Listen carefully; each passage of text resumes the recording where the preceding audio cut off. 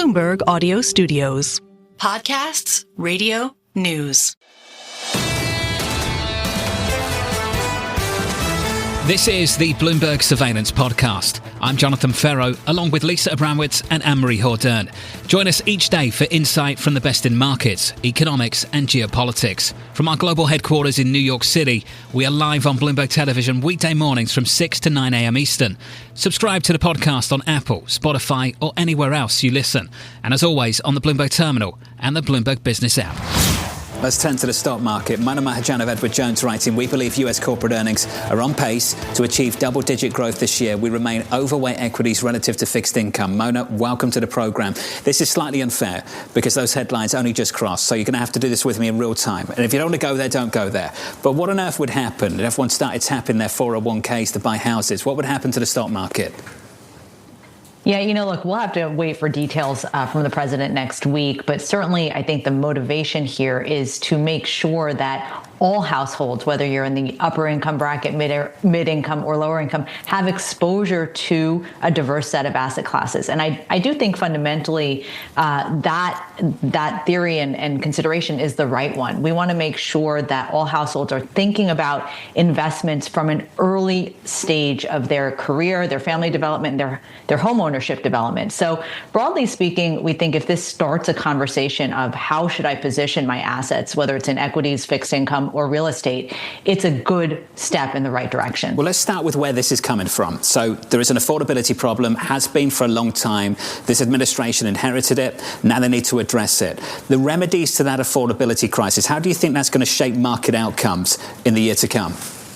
Yeah, there's different ways the administration can force this or do this. If it's using blunt instruments like putting caps on credit card interest rates, that will have adverse outcomes for the broader economy and then certainly the players in that sector. Now, if you do this in a way that is let us do this in a gradual way. Let us take an approach that offers you, whether it's tax relief, whether it's deferred tax payments, whether it's thinking about opportunities at lower rates depending on your income level. I think doing it in a graduated fashion makes more sense than trying to use the blunt instrument approach. But I think overall, the affordability issue needs to be addressed. And certainly as we are approaching a midterm election year, makes sense that we're starting to think about this early on. If you want to start thinking about affordability, the midterm election year, what do you want to be exposed to in the equity market?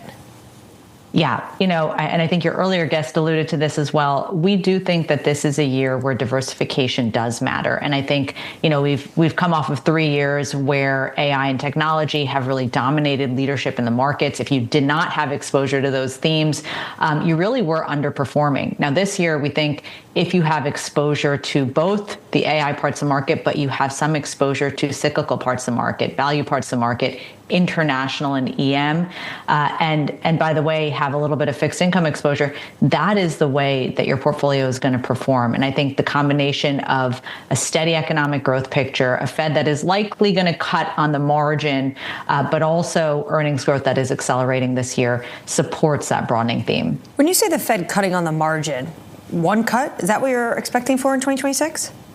So, our base case is 1 to 2 cuts in 2026.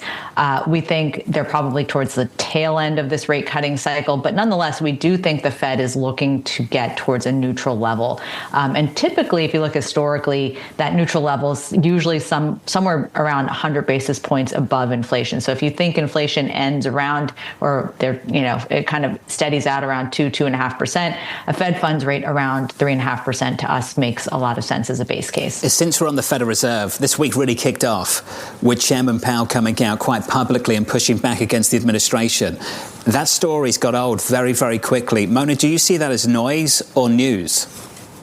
Yeah, I think it was initially quite a bit of shocking news to hear that the Federal Reserve Chair was under criminal investigation. But to your point, since then, we've seen not only Fed Chair Jerome Powell come out strongly, but old former Fed chairs as well as congressional members from both sides of the aisle supporting this idea that the Fed independence is important. And what we've always said is if the market gets a sense that Fed independence is being questioned or challenged, not only can you see market volatility, you'll probably see rates rise, especially on the long end, as that risk premium gets baked in. And that's squarely opposite of what this administration wants, which is lower rates. So there's a little bit of a counterintuitive cycle happening there. But I think generally markets have made it clear that Fed independence is important. Stay with us. More Bloomberg surveillance coming up after this.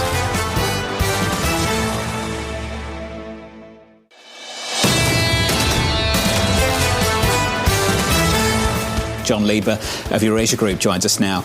John, you heard it there from Tyler. Anne-Marie mentioned it as well. Governor Shapiro at the White House. Is this just a new political reality that both parties have to confront? Yeah, I think actually President Trump's trying to get out ahead of the curve here. We know affordability is probably the number one issue on voters' minds for 2026. And this electricity issue was a factor in some of the off-cycle elections that we saw in New Jersey and Virginia last year. So, the data centers, it's a big deal. It's a big part of Trump's industrial strategy. They want the U.S. to be the world leader in AI. And to be the world leader in AI, you need to consume a lot of energy. And that's going to become an increasing political problem for people all over the country. I do think, to your point, it's notable that Democrats are willing to play ball here with the administration. This reflects the power that only the White House has. And I think that this is going to be an ongoing theme that we see throughout the year. Not just Democratic governors willing to play ball, tech companies, Microsoft, Brad Smith, we're going to ask utilities and public commissions to set our rates high enough to cover electricity costs for our data centers. John, is this just another implementation of state capitalism? Yeah, I think that's exactly one way to think about it. I think Microsoft knows that the Trump administration is their biggest champion. They really need Trump to get the licenses that they need to have access to semiconductors. I mean, the administration has been extraordinarily aggressive in shaping how these tech companies sell chips, buy chips, have access around the globe, and they've been championing them. And I think that Microsoft sees the writing on the wall here, which is that this is a growing political story that they need to get ahead of, exactly the same as how the Trump administration's doing this. And I think this is going to be a big theme for the year. I think that electricity is a vulnerability for the president. And by doing this and by getting their partners like Microsoft to do this, it's an incredibly savvy way of saying he's doing something about the problem. Not to get too in the weeds, but there is a law from 1935, the Federal Power Act, which basically separates, when it comes to the grid, how the state's jurisdictions over the federal government. Are we pretty much just resetting new rules of engagement between how the states deal with electricity?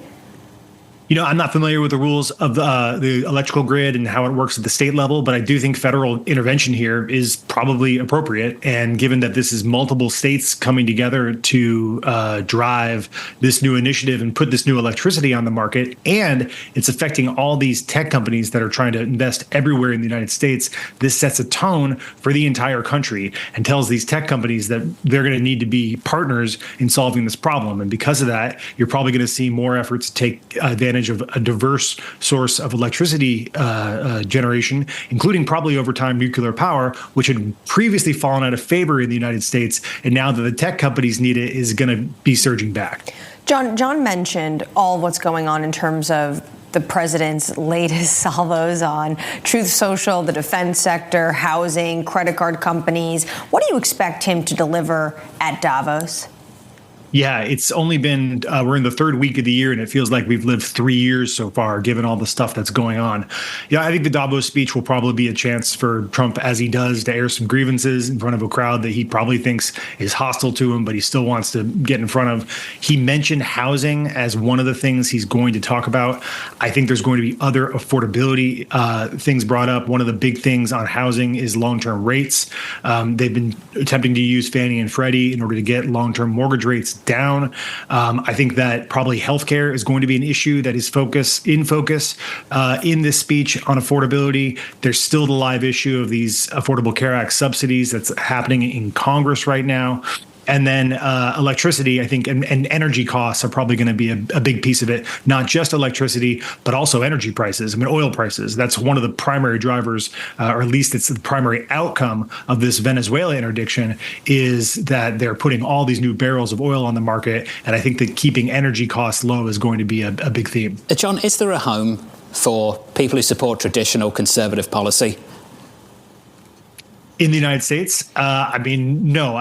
You've got the Republican Party is, or at least under Trump, is massively interventionist, and there are a lot of Republicans, many of whom have only been elected in the Trump era. I mean, over the half of the House of Representatives came into office after Trump was already here, and have helped him totally reshape this party into a much more populist, much more aggressive, much more interventionist party that seems to have no limits to the kind of things that they're going to do to deliver benefits for voters. So I think the era of small government is really over here, and you're going to see a government that's on both sides that's now reacting to the need for voters to want to see change in their life. And so I think both parties now are going to be much, much more aggressive in how they try to do that. How much daylight do you think there'll be between the two parties on economic policy by the time we get to 28? Very little. Probably tax policy will be the big one. There will probably be more lip service paid to the deficit from the Republicans. Democrats will probably support a more larger tax increases in order to bring down the deficit. I think on trade, you're going to see a lot of similarities. Labor policy is probably another one where you see a big difference, but more divergence in the coming years. So, I think the parties are going to compete on cultural differences.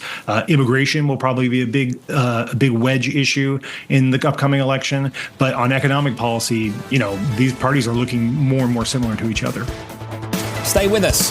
More Bloomberg surveillance coming up after this.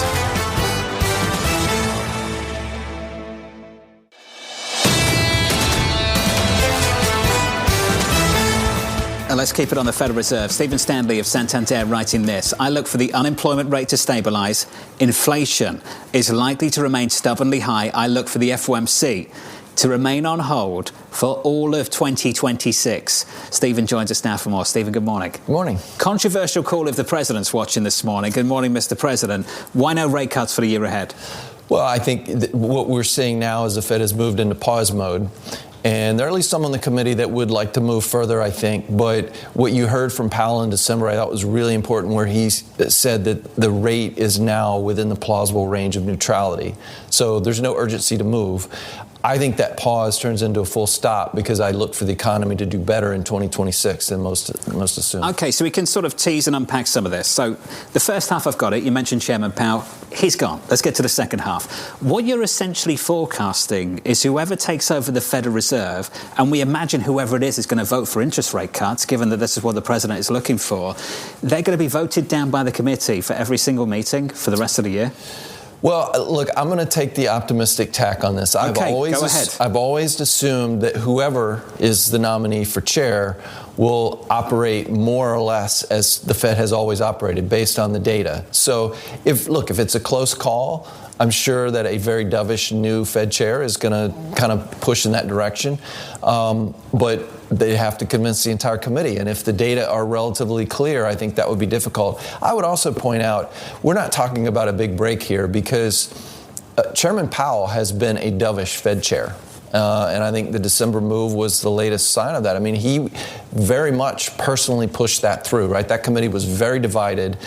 The decision could have gone either way, and the fact that they moved in December, I think, is clear evidence that Powell was pushing in that direction. If that's your case, does this set up the new Fed at more of a frictious market relationship with this White House? Friction between the Fed and the White House? Even if it is someone like Kevin Hassett and you think they're going to operate independently. Well, I mean, look, I think it remains to be seen. I would say that if the economy is doing better, that is likely to reduce the level of agita in the White House, right? So even if the Fed is not cutting, as the president has suggested he would like, if people are feeling better about the economy, and the president is maybe feeling better at the margin about election prospects in November, I suspect the heat will tamp down a little bit on the Fed. You're basically saying it all is predicated on polling numbers. from the White House perspective. Yeah. I mean, how much they want to maybe jawbone the Federal Reserve, even if it is someone that the president has decided he wanted to put in because he thinks they're going to be a part of this lowering interest rates. Well, we've moved into territory where I'm far from an expert. I'm not much of a political analyst, but look, the administration wants to do well in the midterm elections, and I think it's very clear from what we saw last November and kind of the general conversation around politics at the moment that economic issues are going to be very important to voters, right? So are voters feeling good about things? Do they feel more confident in their job? Are they feeling like inflation is less of a concern? Those are things that are obviously going to, if things are moving in a good direction on that front, that's probably good for the president and for the Republican Party and vice versa. So that's kind of what I'm thinking there is that, the reason I have the Fed on hold is because I think the economy does better. Well, if the economy does better, then, maybe the sentiment around the economy also improves. Well, let's sit on that then, the core of your call, a better economy. What's driving it? What are the tailwinds that you've got confidence in? Yeah, I think the biggest one is that, in my view, a big thing that held us back in 2025 was uncertainty around policy. I mean, tariffs being one of the key pieces of that. And, I've felt for a long time that businesses would re-engage in 2026. Not that policy uncertainty goes away entirely. I mean, that clearly is not going to happen.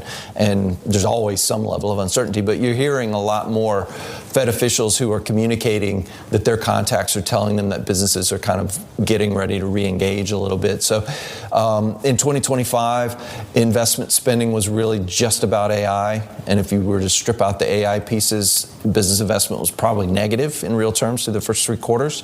I think you'll see a broadening out in 2026, reflecting the tax cuts that were put into place, the deregulatory push, and some of the other things, assuming that the administration kind of ties up some of the loose ends around tariffs. Will that be accompanied with better payroll growth? Yes, because I think the same dynamic that has businesses hitting the pause button on investment is also applicable to the labor market. I think there are businesses who maybe would otherwise have hired who are holding off because of that uncertainty. The complication around that, I think, is that now what we're hearing Fed officials saying that they're being told by their contacts in their districts is that there's also now a second feature, which is AI. And do I maybe want to hold off on hiring because I'm not sure if I'm going to need those workers a year, 2 years, 3 years down the line. But I mean, if the economy's growing as it has, ultimately you have to grow your workforce to measure up to that. So I do think we'll see an improvement, not a drastic improvement, but some improvement in the pace of hiring, enough that we should be able to get the unemployment rate down a little bit as we move into the latter part of the year. Will that growth lift all boats, say the bottom part, if you do believe we're in a K-shaped economy? That is a very real phenomenon. There's no question that the folks at the lower end of the income scale are struggling more than the folks at the higher end. It remains to be seen whether that dynamic changes. I think that in some ways, what we're seeing over the last year or two is really just a normalization. I think the people at the lower end of the income scale benefited greatly. They got most of the federal government money during the pandemic. We had mortgage foreclosure moratorium, student loan payments weren't due for 4 years, and the labor market was very tight and skewed toward lower paying jobs, right? Because it was the retail and the restaurant, the high contact jobs during the pandemic where we were seeing the highest pay raises. What we've seen over the last few years is kind of getting back to normal, which is that the folks at the lower end of the income scale are seeing slower wage gains than the folks at the top. And as always, they're not benefiting as much from higher asset prices. Just quickly, where have you got inflation at the end of the year? Still in the high 2s. I think it probably accelerates early in the year as more of the tariff-related price pressures get pushed through and then maybe comes off a little bit as we move toward the end of the year. I think by the end of the year, the run rate will be 2.5, maybe even a slight bit lower than that, but still above target. This is the Bloomberg Surveillance Podcast, bringing you the best in markets, economics and geopolitics. You can watch the show live on Bloomberg TV weekday mornings from 6 a.m. to 9 a.m. Eastern. Subscribe to the podcast on Apple, Spotify or anywhere else you listen. And as always, on the Bloomberg Terminal and the Bloomberg Business app.